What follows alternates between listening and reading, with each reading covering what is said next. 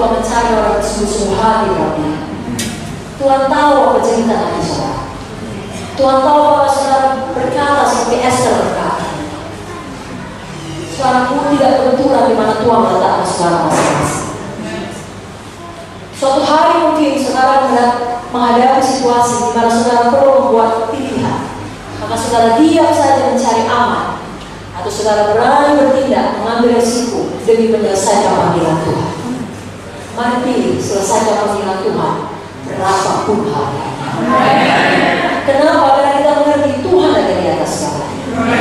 Kita tidak perlu takut kepada manusia, kita hanya perlu takut kepada Tuhan. Satu perkara kita harus sadar, jangan tidak sadar, bahwasanya hidup kita di dunia ini, kita selalu berada di dalam perang rohani. Ada pihak kegelapan, ada pihak Tuhan. Mari kita ikut berperang di pihak Tuhan. Maka kemenangan kita dijamin Tuhan. Tapi kalau kita diam saja, seperti kata Mordekai, dengan sendirinya kita bersetuju dengan pihak kegelapan. Kalau kita tidak berbuat apa-apa, kita membiarkan pihak kegelapan yang menang. Jangan kita diam saja, saudara. Saya percaya tidak ada kita yang mau menjadi hamba Tuhan yang berpuas dengan pelayanan kita sekarang. Mungkin karena sedang kita sudah diberkati. Dan tidak ada kita cuma Tuhan, anak-anak Tuhan yang berpuas hanya dengan beribadah sekali seminggu dan kemudian menerima semua kelimpahan berkat. Tidak, saudaraku. Kita mau ikut serta di dalam peperangan rohani, berperang di pihak Tuhan, menyelamatkan jiwa-jiwa memberikan Yesus. Haleluya. Dan mau harta yang kekal di sorga. Deklarasi perang tidak bisa dianggap enteng.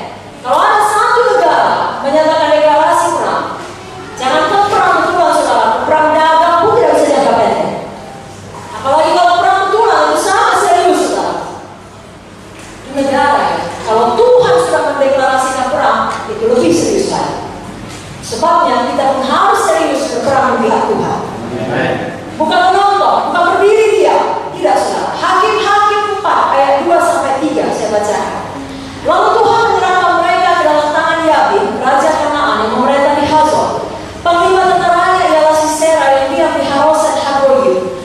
Lalu orang Israel berseru pada Tuhan, sebab Sisera mempunyai 900 kereta besi dan 20 tahun lamanya ia menindas orang Israel dengan keras. Jadi orang Israel ditindas oleh Yabin dan Sisera selama 20 tahun. Lalu orang Israel ini berseru kepada Tuhan. Lalu apakah respon Tuhan? Bisa dikatakan Tuhan mendeklarasikan perang terhadap Yabin dan Sisera. Kita membacanya dalam Hakim-Hakim pasal selanjutnya, dalam nyanyian Deborah, Hakim-Hakim 5 ayat 4. Tuhan, ketika engkau bergerak dari Seir, ketika engkau melangkah maju dari daerah Edom, bergoncanglah bumi, tirislah juga langit, juga awan tiris airnya. Saudara, bumi bergoncang artinya gempa bumi, saudara. Kalau gempa bumi, apalagi kalau sampai 9, 10 skala Richter, itu kaki saudara tidak lebih stabil. Baru dikatakan tirislah langit, awan tiris airnya. Kalau Tuhan berperang, awan berperang, langit pun itu berperang. Ya, sehingga musuh mereka susah bergerak. Lalu ada kabut yang membuat musuh susah melihat. Ada hujan sehingga kereta musuh terjebak dalam lumpur. Tanahnya becek oleh air hujan. Ayat 5 saya bacakan Hakim-Hakim 5. Gunung-gunung yakni Sinai bergoyang di hadapan Tuhan, di hadapan Tuhan Allah Israel. Gunung-gunung bergoyang, terjemahan aslinya melted, ya, meleleh. Gunung-gunung meleleh.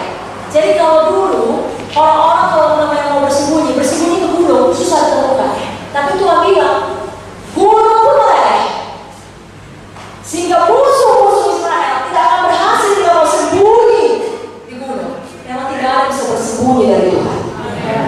Dalam Hakim-Hakim 5 ayat yang ke-20 dikatakan, dari langit berperang bintang-bintang, dari peredarannya mereka memerangi Sisera.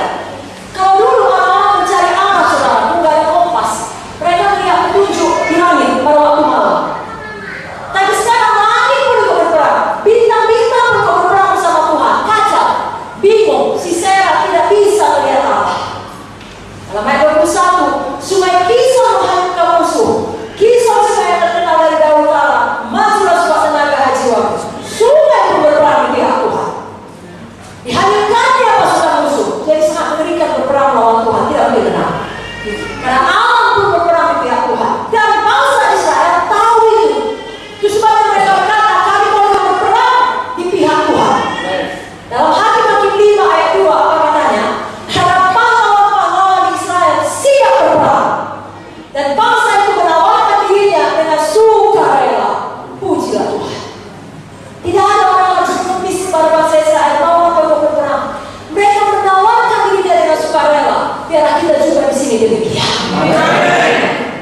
Jangan sampai ada orang harus membujuk kita, ayo orang menginjil, ayo orang mengunjungi, bahkan mengulis.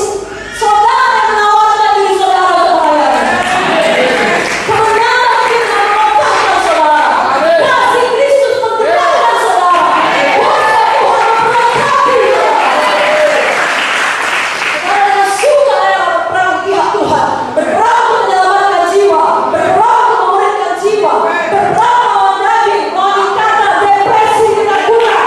Saudara menang melawannya. Saudara berperang bersama pekerjaan setan. Jangan kita diam saja menikmati berkat dan menonton. Kerap kali demikian, kalau kita hanya diam dan menonton tidak bergerak, ujung-ujungnya disibukkan dengan semua hal yang duniawi. Saudara tidak mau, tapi itulah kenyataannya. Jangan kita diam, saudara, betul-betul berperang, saudara. Mari kita bertindak. Kita berani menyuarakan kebenaran. Apa yang dikatakan oleh firman, apa yang digerakkan oleh dalam hati kita, kita lakukan. Kita tidak menunda-nundanya. Saudara, aku tahu saudara, dalam peperangan melawan Yabin dan Sisera ini, ada satu suku. Mereka tidak mau berperang, mereka diam saja. Namanya Meros. Apa kata Tuhan mengenai Meros? Hakim-Hakim 5 ayat 23. Kutukilah kota Meros, firman malaikat Tuhan. Kutukilah habis-habisan penduduknya, karena mereka tidak datang membantu Tuhan sebagai pahlawan. Kenapa Meros harus dikutuk? Bukankah Meros tidak berbuat dosa yang parah? Tapi Meros diam saja. Meros pasif. Meros tidak berbuat apa-apa, mereka menonton saja. Kita tidak mau demikian. Kita sadar selalu ada perang rohani. Ini bukan waktunya untuk diam dan menonton. Saudara lihat